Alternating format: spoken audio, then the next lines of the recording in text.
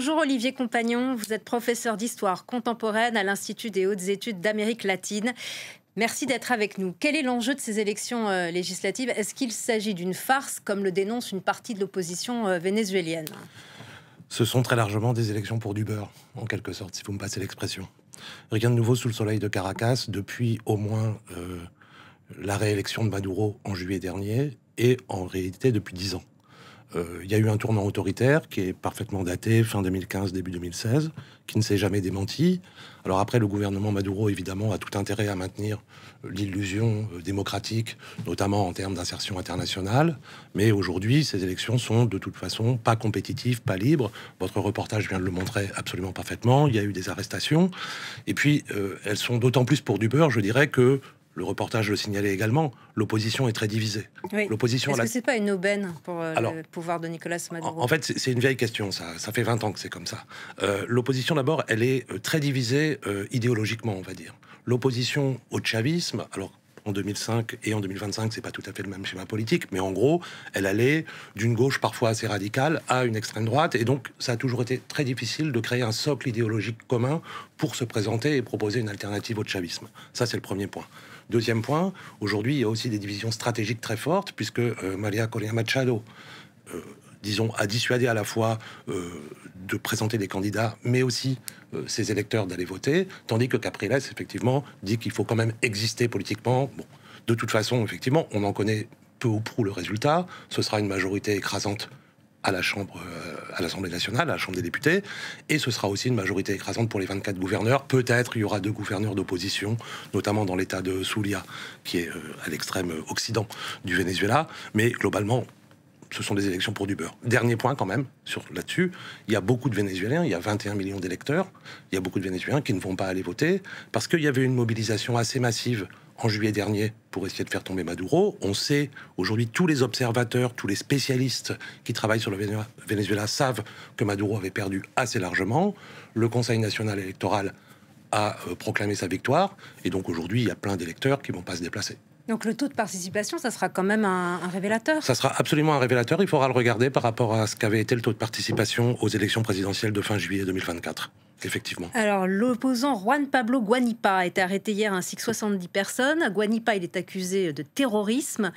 Que faut-il penser de ces accusations et qu'est-ce que ça dit du régime de Maduro? En fait, c'est une répétition permanente dans chaque contexte électoral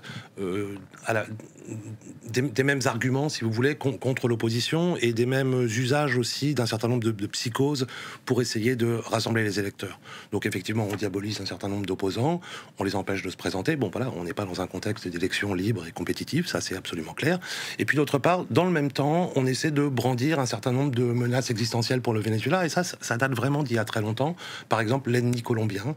Là, Maduro a dit qu'il y avait un certain nombre d'ingérences colombiennes qui risquaient d'intervenir, donc il a coupé les liaisons aériennes entre la Colombie et le Venezuela. Il a aussi ramené sur le débat très récemment la question de l'Essequibo, c'est-à-dire cette région du Guyana que le Venezuela aimerait, enfin, c'est une vieille question là encore, mais que le Venezuela aimerait annexer parce qu'il y a des ressources de pétrole énormes. Donc on essaie de regrouper un peu la population sur ces enjeux, on va dire, nationalistes. On diabolise l'opposition. Bon voilà, on est dans un régime autoritaire, c'est impossible aujourd'hui de le nier. Alors, plus d'1 million de Vénézuéliens ont quitté le pays ces 2 dernières années, certains vers les États-Unis, et le gouvernement américain a expulsé de Trump en mars 238 migrants vénézuéliens vers le Salvador, où ils ont été immédiatement transférés vers un centre de confinement du terrorisme tristement célèbre. Et Human Rights Watch et l'ONU ont dénoncé des disparitions forcées et des détentions arbitraires. Et les images des prisons salvadoriennes sont terrifiantes. Quelles sont vos dernières informations ? Alors, le premier point, c'est qu'il y a évidemment dans la vision de l'Amérique latine chez Trump et chez son secrétaire d'État Rubio, il y a évidemment une psychose vénézuélienne. Ça fait partie des ennemis clairement identifiés, avec Cuba évidemment et avec le Nicaragua. Donc il y a une attention particulière porté sur le cas des migrants vénézuéliens. Ancien sénateur de Floride, Marco Rubio est fils de Cubains exilés. Exactement. Même s'il est né à Miami, mais effectivement, c'est un fils de Cubains exilés à la fin des années 1950, en 1956, si je me souviens bien.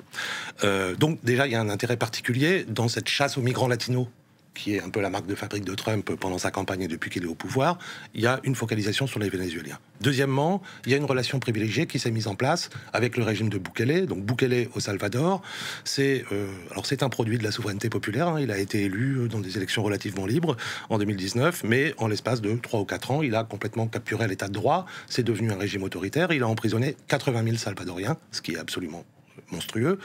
Très souvent, de manière extrajudiciaire, sans procès, accusés, souvent à juste titre d'ailleurs, mais pas toujours, il y a plein d'erreurs judiciaires, entre guillemets, d'appartenir aux gangs, etc. Et quand Trump est arrivé, un accord a été mis en place entre Washington et San Salvador pour effectivement que les prisons modèles, et là je mets quand même des guillemets parce que l'expression court partout, elles sont modèles parce qu'effectivement elles sont ultra sécurisées, etc. Mais enfin elles sont le symbole de la violation permanente de l'état de droit au Salvador. Ces prisons, en tout cas aujourd'hui, accueillent, selon les termes de cet accord dont on ne connaît pas l'intégralité, un certain nombre de migrants expulsés. Après, il y a d'autres migrants qui ont été expulsés des États-Unis vers le Venezuela qui les a accueillis. Juste pour avoir 2-3 chiffres, hein, aujourd'hui il y a 8 millions de Vénézuéliens dans le monde. La plupart sont partis au cours des 7-8 dernières années. Il y en a 800 000 aux États-Unis, dont 350 000 qu'on estime expulsables très rapidement si Trump va au bout de ses allégations, de ses assertions. Mais où en sont les échanges entre le président vénézuélien Nicolas Maduro, le président salvadorien Bukele et Donald Trump sur le sort des ressortissants vénézuéliens expulsés? Ah bah aujourd'hui, de toute façon, il n'y a pas véritablement d'échange. Ils sont incarcérés dans les mêmes conditions que les membres des gangs salvadoriens, c'est-à-dire selon des procédures extrajudiciaires. On n'a aucune idée du temps pendant lequel ils resteront en prison. Et là, il y a évidemment des violations des droits de l'homme qui sont évidentes. Et quand bien même, je dirais, comme le dit Trump, quand bien même un certain nombre de ces Vénézuéliens expulsés des États-Unis seraient membres de gangs, le fameux Tren de Aragua, qui est un gang transnational maintenant, mais qui a ses racines au Venezuela. Quand bien même ils le seraient, ils auraient toutefois droit à un procès comme n'importe quelle personne ayant enfreint la loi. Il me semble que parmi ces ressortissants vénézuéliens, il y en a qui ont leurs papiers, qui sont tout à fait absolument. légaux. Et les organisations des droits de l'homme, de défense des droits de l'homme, ont déjà identifié un certain nombre, alors que ce soit pour des Salvadoriens enfermés par Bukele ou pour des Vénézuéliens accueillis par Bukele, un certain nombre d'erreurs manifestes. Et d'ailleurs, il y a des familles qui sont mobilisées, mais aujourd'hui, effectivement, et puis c'est tellement difficile aujourd'hui aussi d'aller mener l'enquête pour les organisations des droits de l'homme dans un pays comme le Salvador, où quand même l'accès notamment à ces prisons est hyper contrôlé, se fait uniquement sous surveillance des autorités. Alors maintenant, où en sont les relations entre Donald Trump précisément et le président vénézuélien Nicolas Maduro? Donald Trump, il doit quand même être intéressé par le pétrole vénézuélien. Alors, il y a deux grandes questions aujourd'hui. La première, effectivement, c'est la question des migrants et Maduro ne cesse de dénoncer effectivement les violations permanentes des droits de l'homme qui sont faites dans la politique d'expulsion de Trump. Mais la deuxième grande question, il ne faut pas être naïf, c'est la question du pétrole. Et là, l'administration américaine fait un pas en avant, un pas en arrière. Les choses sont un petit peu compliquées.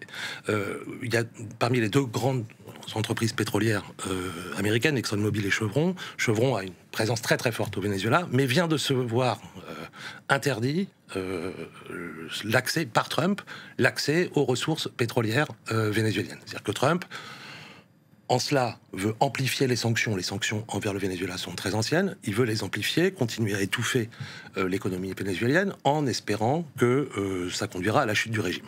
Accessoirement, ça risque effectivement d'asphyxier encore plus l'économie vénézuélienne et de créer de nouveaux flux migratoires vers les États-Unis. Donc on pourrait réfléchir à la pertinence de son calcul. Le gros problème, c'est quoi? C'est que si Chevron laisse sa place, si Chevron le 27 mai, puisque c'est le 27 mai, donc dans 2 jours, la date où Chevron doit cesser d'exploiter. Et il l'a vraiment validé? Parce que je pensais que c'était pas clair. Il a quand même envoyé un émissaire spécial, Richard Grenell. Marco Rubio a pas l'air d'être sur la même position. Exactement. En fait, en l'état actuel des choses, ça a été validé et Chevron est censé arrêter ses activités après-demain. Mais il y a toute une série de discussions et ça serait pas impossible, justement, ce à quoi là on s'attend, c'est qu'il y ait une nouvelle autorisation pour 1 mois ou 1 mois et demi, le temps d'y voir plus clair. Parce que D'une part, Chevron, évidemment, tire d'immenses bénéfices. Alors, l'État vénézuélien aussi, mais Chevron tire d'immenses bénéfices de l'exploitation du pétrole et du gaz vénézuélien. Et puis, d'autre part, partir, c'est aussi laisser la place à toute une série d'autres acteurs internationaux, évidemment la Chine, évidemment la Russie. Et dans la perspective d'une transition qui viendra sans doute bien un jour, il y a quand même toute une série de puissances internationales aujourd'hui qui n'oublient pas qu'on est dans le pays qui a parmi les plus grandes réserves pétrolières et gazières du monde. Donc les enjeux sont absolument énormes et c'est la combinaison de cette question migratoire et cette question pétrolière qui fait la complexité du sujet. Donc Marco Rubio, le secrétaire d'État américain qui œuvre pour le renversement du régime sous sanctions américaines depuis 2019. Exactement. La priorité de Donald Trump, ça reste néanmoins le business. Probablement. Probablement. Merci beaucoup Olivier Compagnon pour votre analyse sur France 24. Merci pour votre invitation. D'avoir été là. Aux États-Unis,